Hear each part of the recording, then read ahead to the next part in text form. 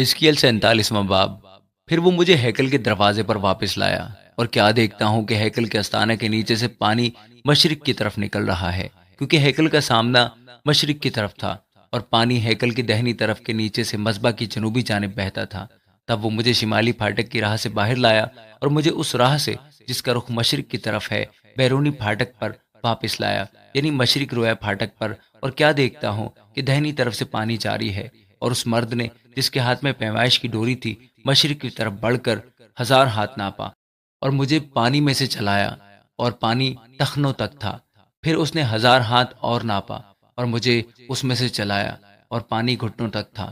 پھر اس نے 1000 اور ناپا، اور مجھے اس میں سے چلایا، اور پانی کمر تک تھا۔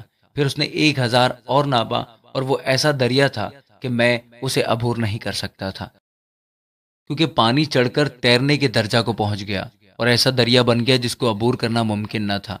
اور اس نے مجھ سے کہا، اے آدم زاد، کیا تو نے یہ دیکھا؟ تب وہ مجھے لایا اور دریا کے کنارے پر واپس پہنچایا، اور جب میں واپس آیا تو کیا دیکھتا ہوں کہ دریا کے کنارے دونوں طرف بہت سے درخت ہیں۔ تب اس نے مجھے فرمایا کہ یہ پانی مشرقی علاقہ کی طرف بہتا ہے، اور میدان میں سے ہو کر سمندر میں جا ملتا ہے، اور سمندر میں ملتے ہی اس کے پانی کو شیریں کر دے گا۔ اور یوں ہوگا کہ جہاں کہیں یہ دریا پہنچے گا، ہر ایک چلنے پھرنے والا جاندار زندہ رہے گا، اور مچھلیوں کی بڑی کثرت ہوگی، کیونکہ یہ پانی وہاں پہنچا اور وہ شیریں ہو گیا۔ بس جہاں کہیں یہ دریا پہنچے گا زندگی بخشے گا، اور یوں ہوگا کہ ماہی گیر اس کے کنارے کھڑے رہیں گے۔ عین جدی سے عین اجلیم تک جال بچھانے کی جگہ ہوگی۔ اس کی مچھلیاں اپنی اپنی جنس کے مطابق بڑے سمندر کی مچھلیوں کی مانند کثرت سے ہوں گی، لیکن اس کی کیچ کی جگہیں اور دلدلیں شیریں نہ کی جائیں گی، وہ نمک زار ہی رہیں گی۔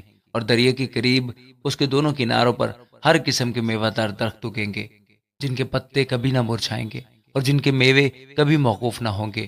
وہ ہر مہینے نئے میوے لائیں گے، کیونکہ ان کا پانی مقدس میں سے جاری ہے، اور ان کے میوے کھانے کے لیے اور ان کے پتے دوا کے لیے ہوں گے۔ خداوند خدا یوں فرماتا ہے کہ یہ وہ سرحد ہے جس کے مطابق تم زمین کو تقسیم کرو گے، تاکہ اسرائیل کے 12 قبیلوں کی میراث ہو۔ یوسف کے لیے 2 حصے ہوں گے، اور تم سب یکساں اسے میراث میں پاؤ گے، اور تم سب یکساں اسے میراث میں پاؤ گے، جس کی بابت میں نے قسم کھائی کہ تمہارے باپ دادا کو دوں، اور یہ زمین تمہاری میراث ہوگی۔ اور زمین کی حدود یہ ہوں گی: شمال کی طرف بڑے سمندر سے لے کر ہتلون سے ہوتی ہوئی سداد کے مدخل تک، حمات بیروت سبریم جو دمشق کی سرحد اور حمات کی سرحد کے درمیان ہے، اور حسر ہتیکون جو حوران کے کنارے پر ہے۔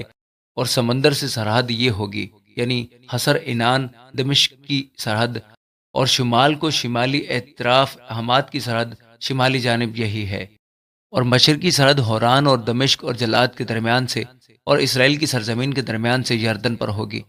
شمالی سرحد سے مشرقی سمندر تک ناپنا مشرقی جانب یہی ہے، اور جنوب کی طرف جنوبی سرحد یہ ہے، یعنی تمر سے مریبوت کے قادس کے پانی سے اور نہر مصر سے ہو کر بڑے سمندر تک جنوبی جانب یہی ہے، اور اسی سرحد سے حمات کے مدخل کے مقابل بڑا سمندر مغربی سرحد ہوگا، مغربی جانب یہی ہے۔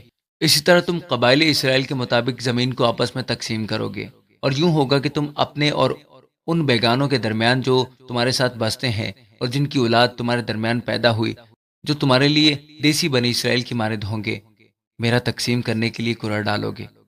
وہ تمہارے ساتھ قبائل اسرائیل کے درمیان میراث پائیں گے، اور یوں ہوگا کہ جس جس قبیلہ میں کوئی بیگانہ بستا ہوگا اسی میں تم اسے میراث دو گے۔ خداوند خدا فرماتا ہے، آمین۔